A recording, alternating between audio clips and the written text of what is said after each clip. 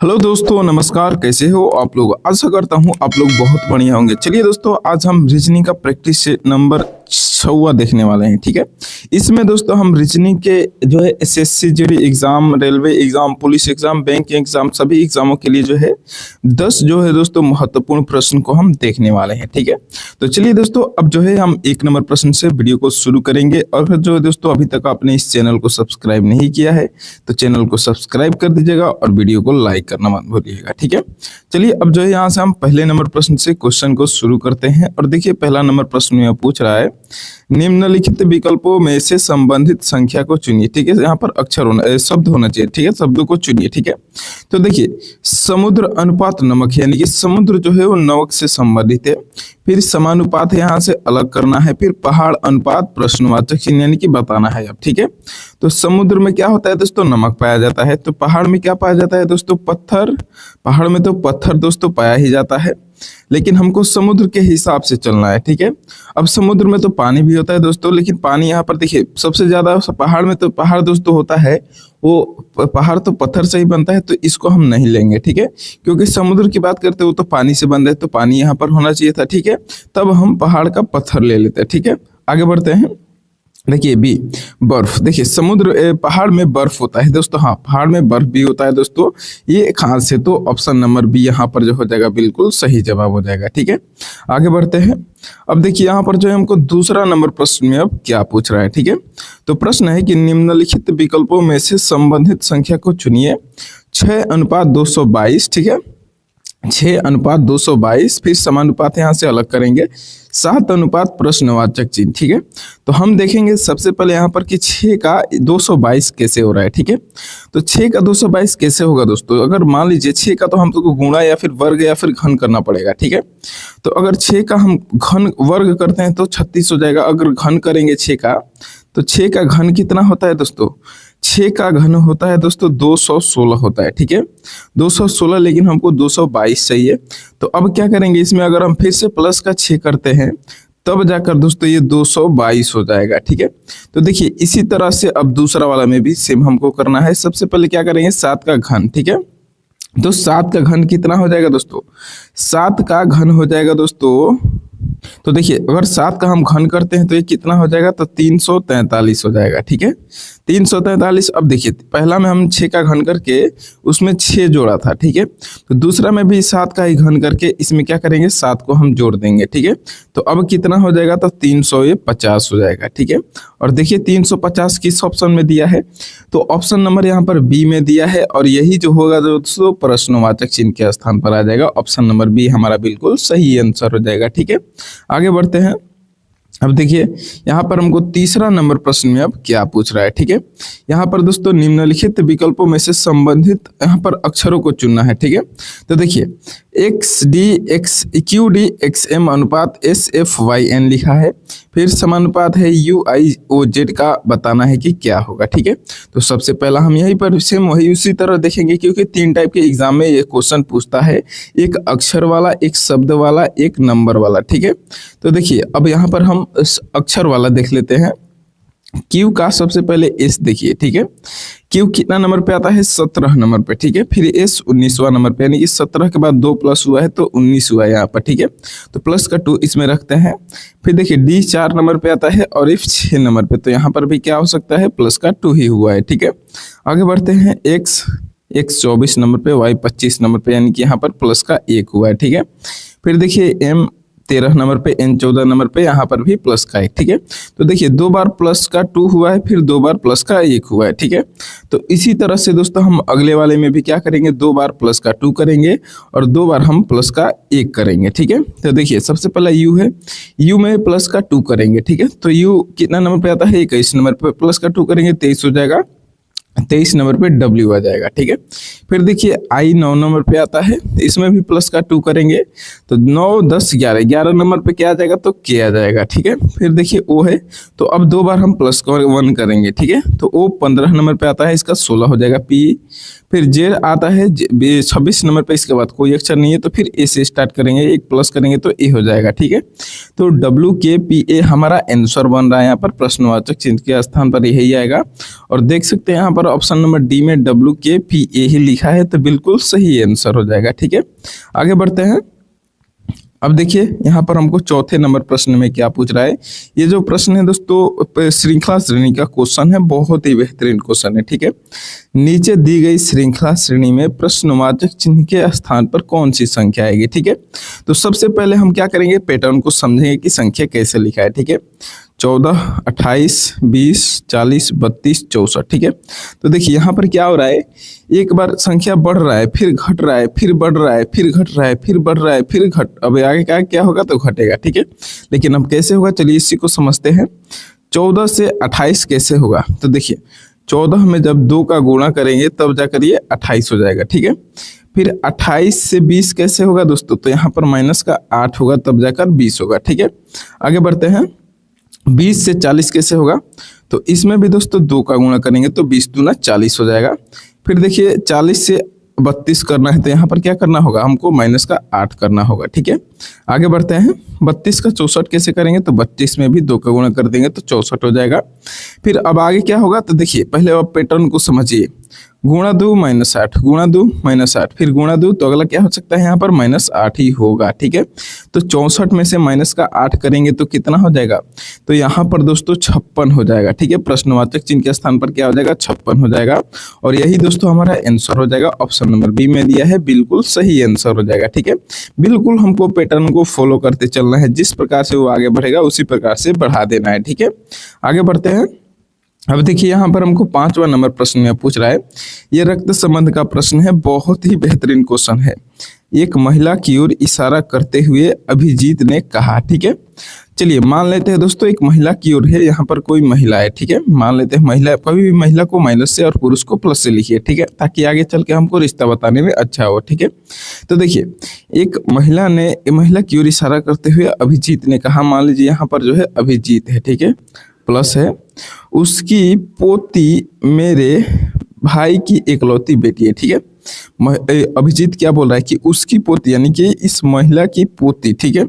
तो महिला की पोती कौन होगी दोस्तों, महिला की पोती होगी दोस्तों यदि इसके बेटे की कोई देखिए इस महिला को थोड़ा हम यहाँ पर ऊपर कर देते हैं, ठीक है, क्योंकि दोस्तों आगे चल के हमको यहाँ पर रिलेशन बताने में दिक्कत ना होगी। तो ये अभिजीत यहाँ पर है और महिला यहाँ पर है। अब देखिए अभिजीत लड़का है, महिला माइनस है, ठीक है।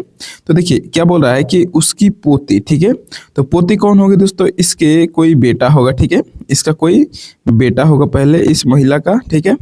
अब उसकी दोस्तों कोई लड़की होगी, ठीक है, उसकी कोई लड़की होगी, तब जाकर दोस्तों इसको पोती बोलेगा, ठीक है। सॉरी इसके दोस्तों इसके एक और जनरेशन नीचे जाएगा, तब दोस्तों यहाँ पर तो नाती होता है। अब दोस्तों यहाँ पर इस लड़के का भी कोई लड़का होगा, लड़की होगी, ठीक है, तभी तो दोस्तों ये लड़की को क्या बोलेगा, पोती बोलेगा, ठीक है। तो देखिए लड़की है, तीसरा जनरेशन है, ठीक है। आगे बढ़ते हैं। अब देखिए क्या बोला है कि वह मेरे भाई की इकलौती बेटी है, ठीक है, मेरे भाई की इकलौती बेटी, ये आदमी बोल रहा है अभिजीत, ठीक है। तो इसके भाई की इकलौती बेटी इनकी किसका भाई है, तो इस महिला के लड़के का भाई है ये अभिजीत, ठीक है। तो अब देखिए वह महिला अभिजीत से किस प्रकार संबंधित है, ठीक है, अभिजीत से, यानी कि अभिजीत जो है वो इस महिला को क्या बोलेगा, ठीक है। तो देखिए अभिजीत और ये लड़का जो है आपस में भाई है, ठीक है। तो देखिए दोनों भाई है, यानी कि ये लड़का जो है इसको पिता बोलेगा और इसको क्या बोलेगा, तो दादी बोलेगा, ठीक है। तो ये लड़का भी अभिजीत भी क्या बोलेगा दोस्तों, इस महिला को तो दादी बोलेगा, ठीक है। दादी देखिए ऑप्शन नंबर बी में दिया है और ये जो हो जाएगा बिल्कुल सही आंसर हो जाएगा, ठीक है। आगे बढ़ते हैं। अब देखिए दोस्तों यहाँ पर हमको 6 नंबर प्रश्न में अब क्या पूछ रहा है, बहुत ही बेहतरीन क्वेश्चन है दोस्तों, ये भी कोडिंग डिकोडिंग टाइप का ही क्वेश्चन है, ठीक है। चलिए समझते हैं प्रश्न को, बिल्कुल समझकर भी आप इस प्रश्न को सॉल्व कर सकते हैं, ठीक है।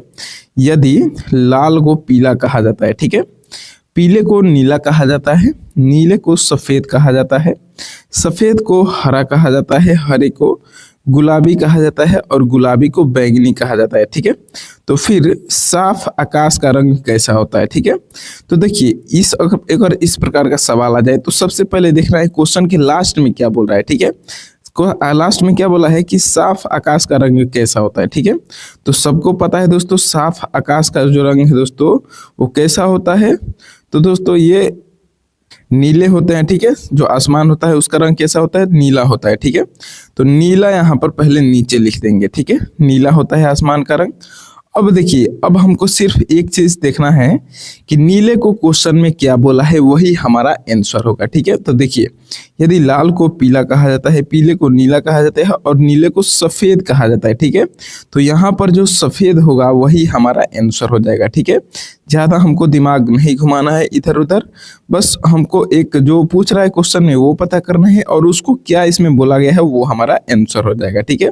तो सफेद हमारा जो है जाएगा यहाँ पर बिल्कुल सही आंसर हो जाएगा, ठीक है। आगे बढ़ते हैं। अब देखिए दोस्तों 7वां नंबर प्रश्न क्या पूछ रहा है, ये भी दोस्तों एक विशेष प्रकार का कोडिंग प्रश्न है। तो देखिए, एक विशेष कोड में 5 4 6 का अर्थ है वेयर आर यू बेड, ठीक है, वेयर आर यू बेड, ठीक है। फिर देखिए 8 1 9 का अर्थ है यू आर नॉट गुड, ठीक है। फिर देखिए 8 5 2 का अर्थ है फ्लावर्स आर नॉट बैड, ठीक है। तो अब लास्ट में बताना है तो गुड के लिए इस्तेमाल किए जाने वाला कोड कौन सा है, ठीक है। तो देखिए, अगर इस प्रकार के कोडिंग के क्वेश्चन पूछे तो आपको क्या करना है, कंपेयर करना है, ठीक है। कंपेयर करना मतलब देखिए बताते हैं, सभी जो है जिसका अर्थ है वो आमने सामने है एक दूसरे के, ठीक है। अब देखिए इसमें हम कॉमन देखेंगे, ठीक है, ऊपर नीचे कॉमन देखेंगे पहले। तो देखिए पहला, ये मान लीजिए पहला लाइन है, ये दूसरा लाइन है और तीसरा लाइन है, ठीक है। तो हम क्या करते हैं, अब पहले और दूसरे लाइन में कॉमन देखते हैं, ठीक है। तो पहला में दूसरा में देखिए क्या कॉमन मिला, आर आर कॉमन मिला, ठीक है। फिर देखिए आर आर मिला, तो अब इसमें अक्षर देखिए कौन कौन कॉमन मिल रहा है, अक्षर। तो अक्षर को दोस्तों देखेंगे तो इसमें अक्षर कोई भी कॉमन नहीं मिल रहा है, ठीक है। तो इसको क्या करते हैं दोस्तों, थोड़ा देर के लिए हम होल्ड कर देते हैं, ठीक है। अब दूसरा और तीसरा में देखते हैं, ठीक है। दूसरा और तीसरा में देखिए क्या कॉमन मिल रहा है, तो दूसरा और तीसरा में देखेंगे तो यहाँ पर दोस्तों नॉट कॉमन मिल रहा है, ठीक है, नॉट कॉमन मिल रहा है। और अक्षर कौन सा कॉमन मिल रहा है, तो 8 और 8 कॉमन मिल रहा है, ठीक है। अब देखिए आगे बढ़ते हैं। अब यहाँ पर एक एक कॉमन हमको अभी मिल गया है, ठीक है। तो पहला वाला में जो हमको कॉमन मिला है दोस्तों उसको हम नहीं मानेंगे, ठीक है, क्योंकि दोस्तों दूसरे साइड में जो है उसका विरोधी कॉमन नहीं मिला है, तो इसलिए उसको हम थोड़ी देर के लिए छोड़ देंगे, ठीक है। अब देखिए, अब फिर पहला और तीसरा में देखिए, ठीक है, पहला और तीसरा में देखिए इसमें कॉमन हमको चाहिए, ठीक है। तो पहला में 5 और तीसरा में 5 दोनों में है, ठीक है। तो 5 5 इधर से कॉमन ले लेंगे और देखिए क्या लेंगे हम इधर, तो ऊपर में क्या कॉमन ले जाएंगे, तो आर है और इधर भी आर है, ठीक है। आर आर दोनों से मिलाकर हम काट देंगे, ठीक है। अब देखिए, अब एक चीज और कॉमन देखिए, और कुछ कॉमन मिल रहा है इसमें, तो और कुछ अगर हम कॉमन चाहेंगे दोस्तों तो और भी कुछ भी कॉमन नहीं मिलेगा, ठीक है। हमको किसका मतलब चाहिए, तो गुड का मतलब चाहिए, ठीक है। तो देखिए गुड का यहाँ पर अर्थ क्या होगा हमको ये बताना है, ठीक है। तो देखिए गुड यहाँ पर है और इसके लास्ट में क्या है, 9 है, ठीक है। तो यही जो होगा दोस्तों हमारा क्या हो जाएगा, बिल्कुल सही आंसर हो जाएगा। तो 9 देखिए दोस्तों ऑप्शन नंबर यहाँ पर डी में दिया है और बिल्कुल सही आंसर हो जाएगा, ठीक है। आगे बढ़ते हैं। अब देखिए दोस्तों यहाँ पर जो है हमको 8वां नंबर क्वेश्चन में क्या पूछ रहा है, बहुत ही बेहतरीन क्वेश्चन है। दिए गए विकल्पों में से विषम संख्या से संख्या युग्म को चुनिए, ठीक है। तो देखिए अब इसमें हमको क्या करना है, 1 3 7 है, 1 7 7 है, 1 2 1 है और 1 8 3 है। इन चारों में हमको बताना है कि अलग कौन सा है, ठीक है। तो देखिए 1 3 7 137 ये क्या है, तो ये एक प्रकार का दोस्तों क्या है, विषम संख्या है, ठीक है। अब ये विषम संख्या मत समझिए, ये जो विषम पूछ रहा है ये तीनों में अलग पूछ रहा है, ठीक है। तो ये एक क्या है, 137 एक विषम संख्या है, ठीक है। तो इसको हम विषम संख्या लिख देते हैं। फिर देखिए 177 ये भी क्या है दोस्तों, एक विषम संख्या है, ठीक है। 121 क्या है दोस्तों, एक पूर्ण वर्ग संख्या है। पूर्ण वर्ग संख्या मतलब 121 जो है ये 11 का वर्ग है, ठीक है। तो इसको पूर्ण वर्ग संख्या बोलते हैं। और 183 क्या है, तो ये भी एक विषम संख्या है, ठीक है। तो इसमें कौन अलग मिला है हमको, ऑप्शन नंबर सी, क्योंकि ये पूर्ण वर्ग संख्या है और बाकी तीनों जो है वो विषम संख्या है। तो यहाँ पर अलग कौन होगा, सी, और सी यहाँ पर हमारा बिल्कुल सही आंसर हो जाएगा, ठीक है। अगले नंबर प्रश्न की तरफ बढ़ते हैं। अब देखिए यहाँ पर हमको 9 नंबर प्रश्न में अब क्या पूछ रहा है, छह अध्यापक ADGIDGJM तथा P केंद्र की ओर मुख करके एक वृत्ताकार मेज के इर्द गिर्द में बैठे हुए हैं। जरूरी नहीं है कि वे इसी क्रम में मतलब इसी तरह से लाइन से बैठे हैं, ठीक है। अब देखिए किस तरह से बैठे हैं वही हमको यहाँ पर बताना है, एक्सप्लेन करना है, ठीक है। तो देखिए सबसे पहले हम एक गोला बना देंगे और इसमें जो है कितने लोग को बैठाएंगे, तो 6 लोग को बैठाएंगे क्योंकि 6 लोग को ही पूछ रहा है। तो इधर मान लेते हैं 1 2 3 4 5 और 6। अभी देखिए 6 लोग को हमने बैठा दिया है। अब क्वेश्चन को यहाँ से पढ़ेंगे और देखेंगे कौन कहाँ बैठा है, ठीक है। वही हमको बैठाना है। तो M G के बाईं ओर तीसरा है, ठीक है। M कहाँ बैठा है, मान लीजिए अगर M यहाँ है तो G के बाईं ओर तीसरा है, यानी कि G इसके कहाँ है, तो दायां है, ठीक है। तो M अगर केंद्र की ओर देख रहा है तो इसका दायां कौन हो जाएगा, तो देखिए इसका बायां दोस्तों इधर होगा, क्योंकि ये देखिए केंद्र की ओर देख रहा है, ठीक है। तो इसका बायां इधर होगा और दायां किधर होगा, तो इधर होगा, यानी कि हमको नीचे अब देखना है, ठीक है। तो नीचे देखिए तीसरा नंबर पे, ठीक है, पहला दूसरा और तीसरा नंबर पे क्या है, यहाँ पर यहाँ पर G बैठा है, ठीक है। तो यहाँ पर ही हम G को बैठा देते हैं, ठीक है। चलिए G यहाँ पर हो गया, ठीक है। अब देखिए D J के तुरंत बाईं ओर है, इसको देखिए D और J A के तुरंत बाईं ओर है, इसको हम यहाँ पर भी लिख सकते हैं, यहाँ पर भी लिख सकते हैं, ठीक है। लेकिन अभी थोड़ी देर के लिए हम होल्ड करते हैं दोस्तों, क्योंकि अभी जो है अभी इससे दोनों से रिलेटेड कोई नहीं है, ठीक है। तो इसलिए इसको जो है हम थोड़ी देर अभी होल्ड करते हैं। फिर देखिए यहाँ पर इसको लाइन खींच देते हैं। A M के तुरंत बाईं ओर है, A कहाँ है, तो M के तुरंत बाईं ओर, तो M का बायां कौन है, तो ऊपर है, तो A यहाँ पर हो जाएगा, ठीक है। तो अब देखिए अब क्या कर देंगे, DJ को जो हमने छोड़ा था DJ के तुरंत बाईं ओर है, अब इसको लिख देंगे, ठीक है।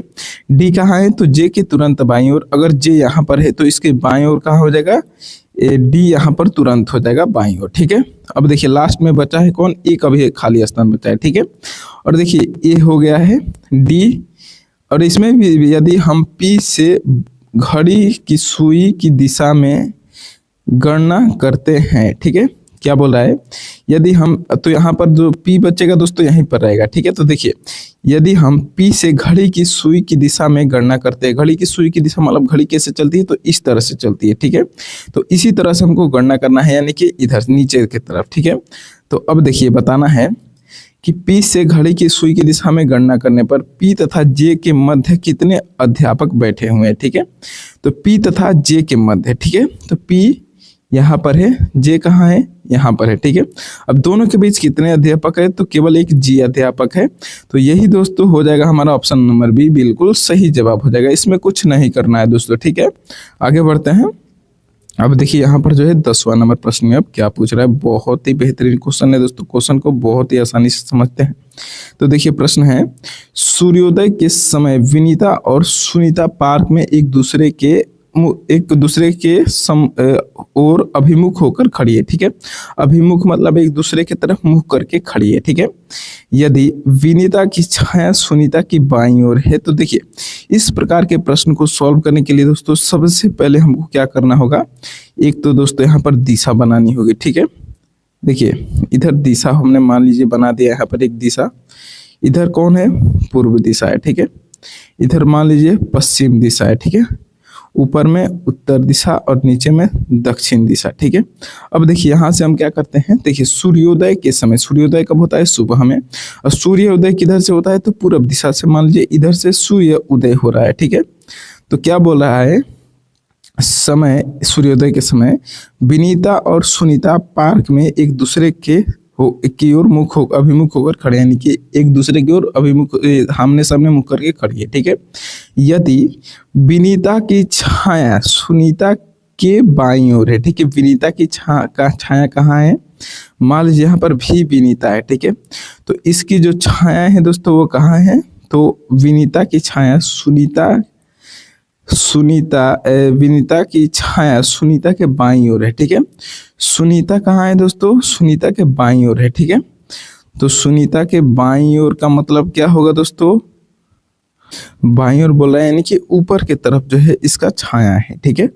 तो अब देखिए ऊपर के तरफ इसका छाया है, इस विनीता का जो छाया है ना वो सुनीता के उत्तर की तरफ है, उत्तर दिशा की तरफ है। ठीक है, अब देखिए क्या बोल रहा है इसमें कि यदि विनीता की छाया उत्तर के बाई ओर है तो विनीता किस दिशा की ओर अभिमुख होकर खड़ी है। ठीक है, तो विनीता जो है दोस्तों अभी किस दिशा की ओर अभिमुख होकर खड़ी है ये हमको बताना है। ठीक है, तो देखिए इसका जो छाया है विनीता का वो सुनीता के बाईं ओर आ रहा है। ठीक है, तो अभी जो है विनीता किस दिशा की ओर मुख करके खड़ी है दोस्तों, सामने देखिए कौन सी दिशा है, तो पूर्व दिशा है। पूर्व दिशा ऑप्शन नंबर डी में दिया है और ये बिल्कुल सही आंसर हो जाएगा। ठीक है, तो उम्मीद करता हूं दोस्तों ये जो क्वेश्चन है आपको बिल्कुल अच्छे तरीके से समझ में आ गया होगा। दोस्तों वीडियो अच्छा लगे तो वीडियो को लाइक कर दीजिएगा और चैनल को दोस्तों सब्सक्राइब करना मत भूलिएगा। ठीक है, चलिए अब जो अगले वीडियो में दोस्तों न्यू प्रैक्टिस सेट के साथ हम मिलते हैं आपके एग्जाम के लिए।